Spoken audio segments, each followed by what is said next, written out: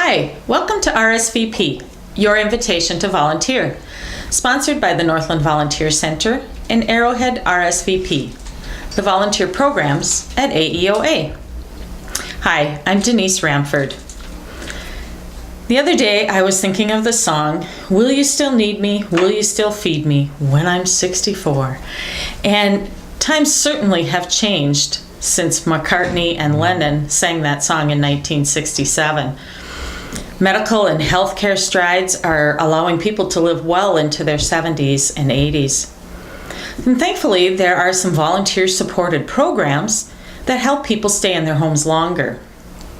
Elder Services Network has a Groceries to Go program where a homebound person can call in, place an order for their groceries. A volunteer will go to the store, do the shopping, and deliver the groceries to the person. They also have a telecare program that a volunteer will call in and talk to someone once a day or once a week, whatever it's set up at, just to check in on them and make sure they're okay. And one of the most familiar programs is the Meals on Wheels program. This gives people an opportunity to have a nice hot meal at least once a day.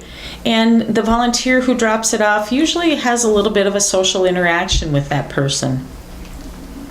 There's a senior companion program, and that one matches up people, and the volunteer would run errands and visit with them and simply just be a friend to that person. But despite all of these programs, and despite the healthcare advances that we have, the fact still remains that caring for someone in need can be very demanding and stressful, and could even lead to you compromising your own health. The Range Respite program gives support and help to caregivers.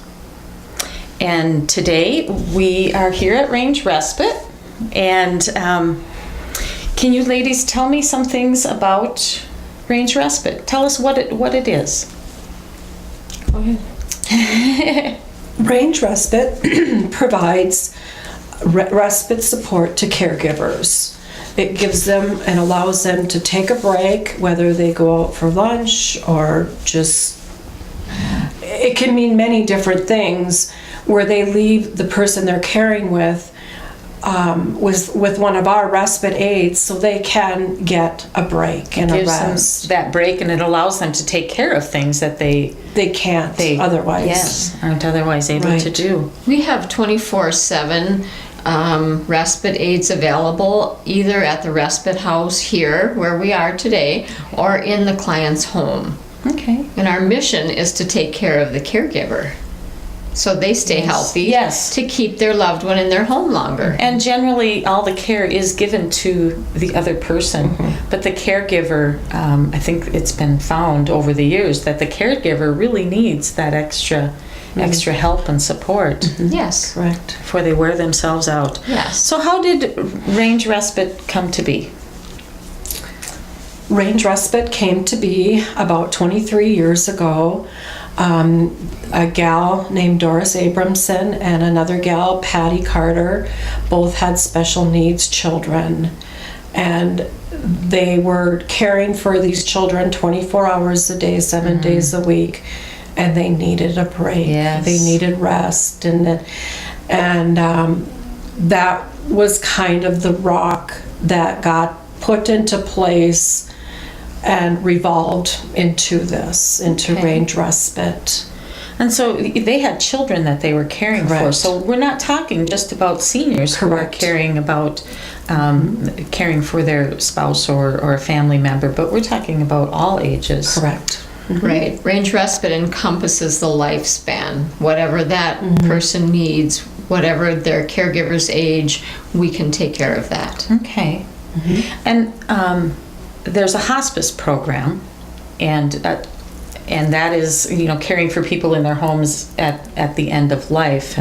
But how is respite and hospice? How are they different? Respite is for the whole lifespan, and when a person becomes disabled, or if they're born disabled, we can go in and give the caregiver a break. We can spend time with that person. We can help that person with baths, etc.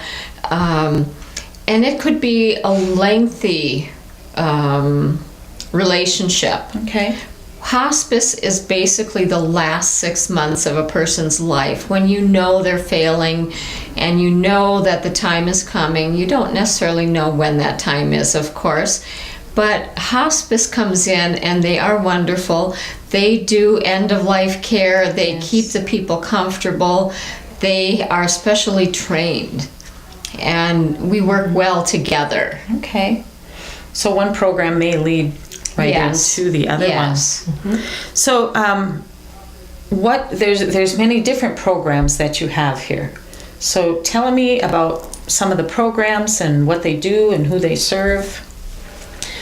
Well, off the bat, we have Sib Shop, where it's for siblings that have special need siblings. I think that's a great program. It's a unique. It is, and they do fun things. They go bowling, go in a movie, they go to Camp Chikagami. You know, it's a day where it's about them. Yeah. And it's been going over very, very well. And Allie Hill is our RN, our caregiver consultant. She is the one that oversees that program. She's the one that initiated that program, and she's very passionate about that program. And she also has a memory care program that she takes couples, where one of the couple has a dementia of any type, and she works with that couple on a several month basis, one-on-one with that couple and the family members that are available. Those are Allie's things. Her programs. Yeah. Right. And then I'm an RN also. My name is Ruth Hartz, and I do a support group in Hibbing for caregivers with any diagnosis. We've been meeting a little over a year now, and the group is a good 12 to 14 people every month. And Allie also facilitates a caregiver program called Rainbow of Friends here in Virginia at the Respite House. And that's a very good support group also for caregivers with any diagnosis.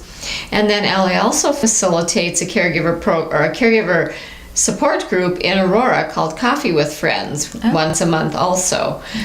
So if anyone is interested in any of those support groups, please call Range Respite 749-5051, and we can give you that further information. Okay.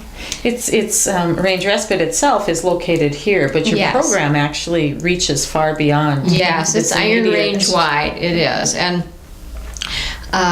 we also have a newer program that we've been doing a little over a year called Powerful Tools for the Caregiver. It's a class for the caregiver. It meets once a week in various locations. This current one we have going on, we meet once a week, in Aurora. And it's for 3 hours. We give them a light lunch, and then we have a 2.5-hour class. And it teaches caregivers how to use effective communication, how to own their own emotions and their feelings and deal with them positively, because caregiving is a hard job. It is. And it can be negative, but it doesn't have to be, because it can be very rewarding. Right. And also how to take care of ourselves. I'm a personal caregiver also.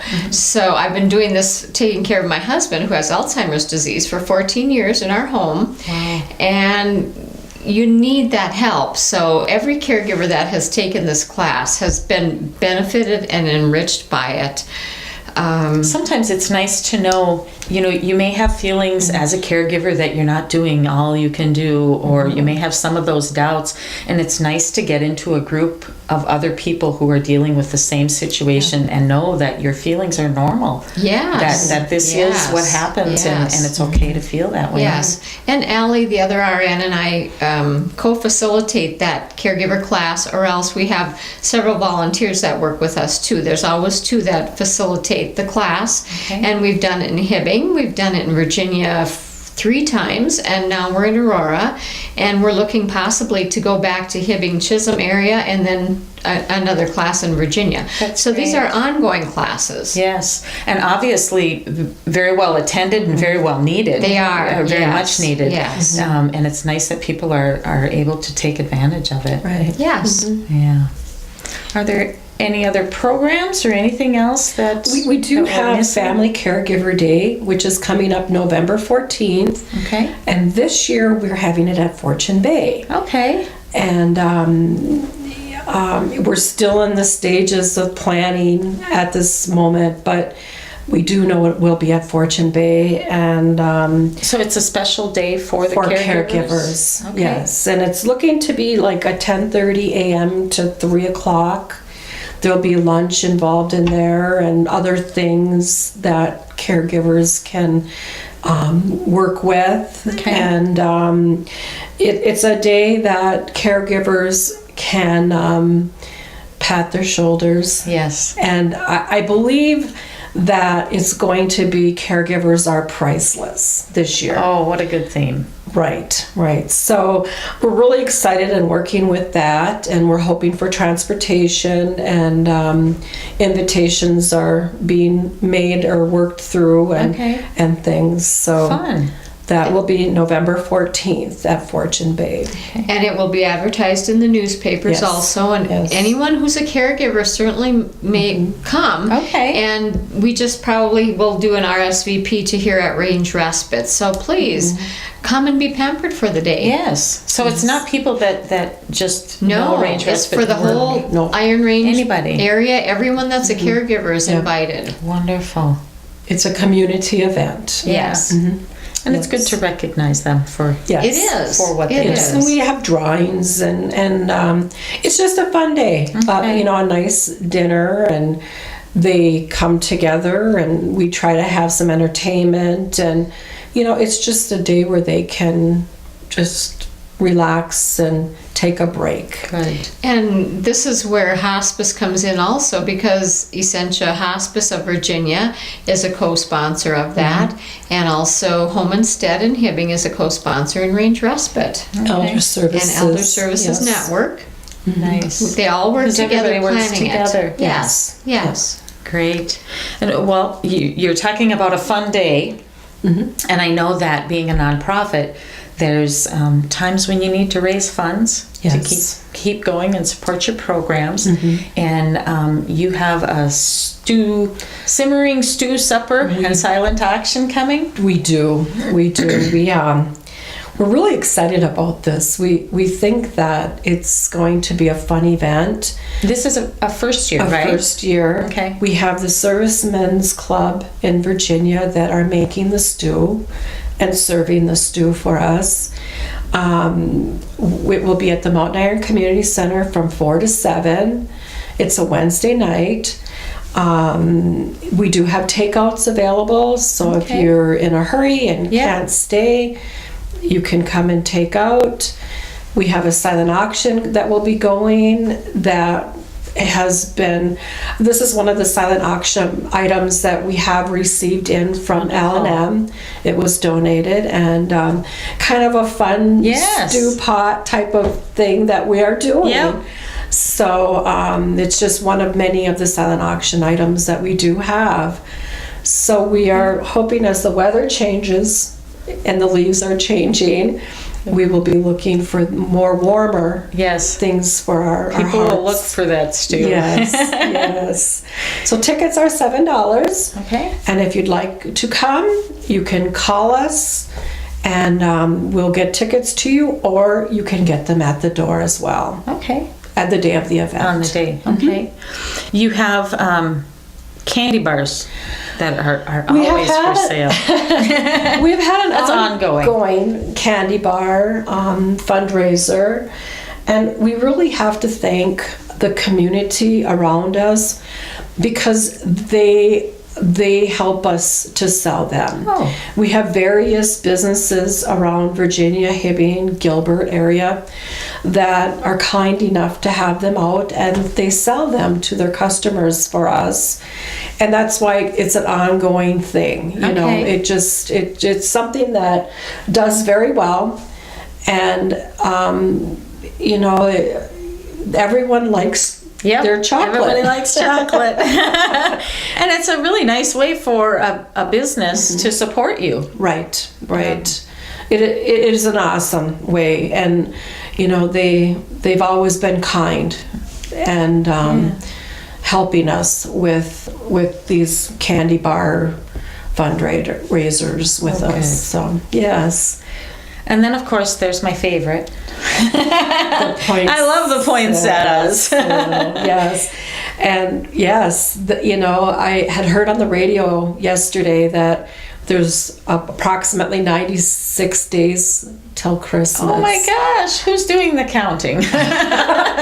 Exactly. It seemed, yes. But then when I looked, I thought, you know, she's right. Oh my gosh. So how quickly it is coming. Yeah. And we do our annual, I believe this year will be our 24th year of our poinsettias. I didn't know it'd been going that long. It has been going on, and you know, as the years have gone by, it has grown and become very popular. Yes. So we thank the community again for that. And it looks to be, we will have our red, white, pink, and marble colors again. And after the simmering stew supper is behind us, that probably will be our big Move to the front. yes. I know last year I was just so happy because my poinsettia actually lasted until Easter. I did too. It was so much fun to have it, and I had mine. and that I kept it alive. Mine was alive through the 4th of July on my dining room table. Yeah. It just didn't look right. You Yes, know, there. the wrong season. But it was white, so it didn't scream Christmas or holiday Yeah. or anything. But yeah, So when is the poinsettia sale? it'll probably be kicking off in the middle of November.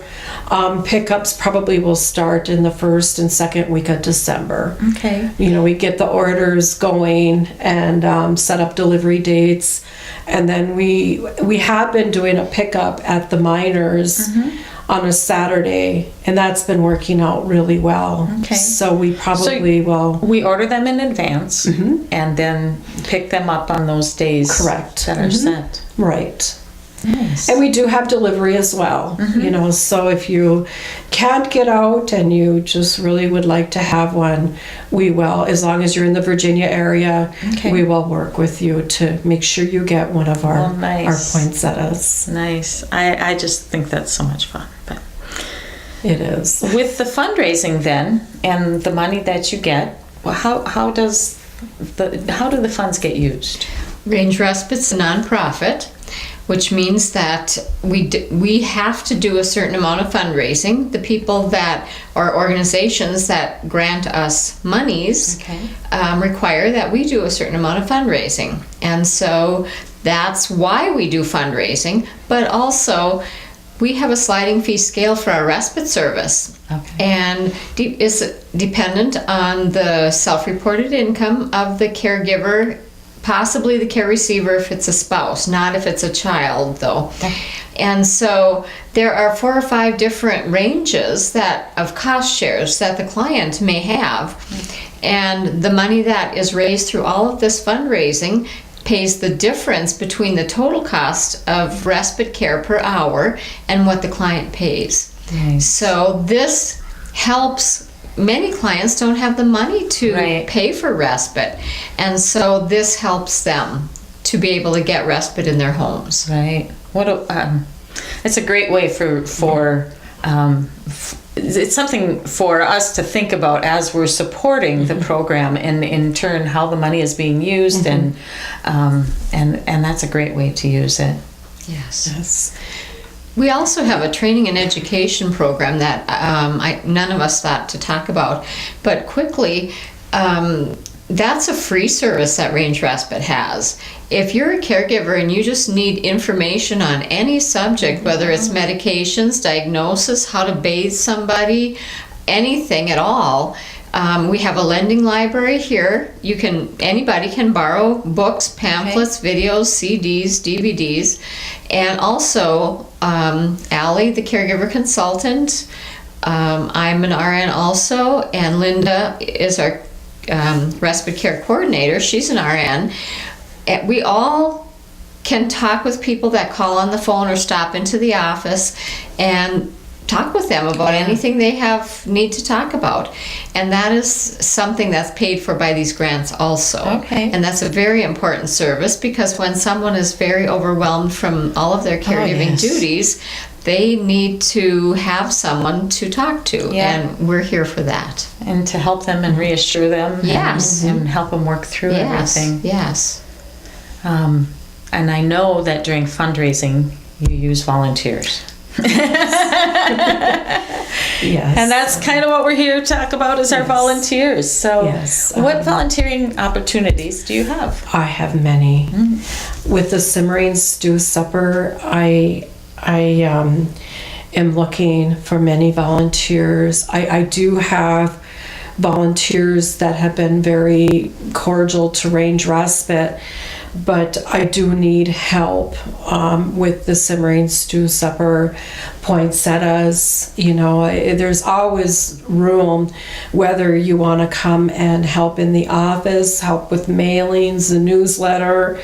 There's something for anyone that really wants to feel needed in a volunteering phase. We have so much things that are going on that when you have such a variety, you can usually find a fit for somebody. If they're wanting to help out, you can find a way for them to help out. Correct. Yes. And even I know I've talked to different people, because this house is here all the time and used all the time.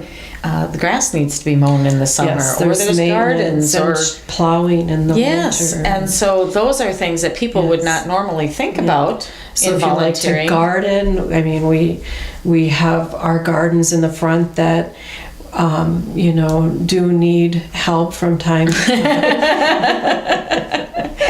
And the lawn mowing, and just maintenance, normal maintenance on a home. Any type of a home that you live in always needs some sort of maintenance.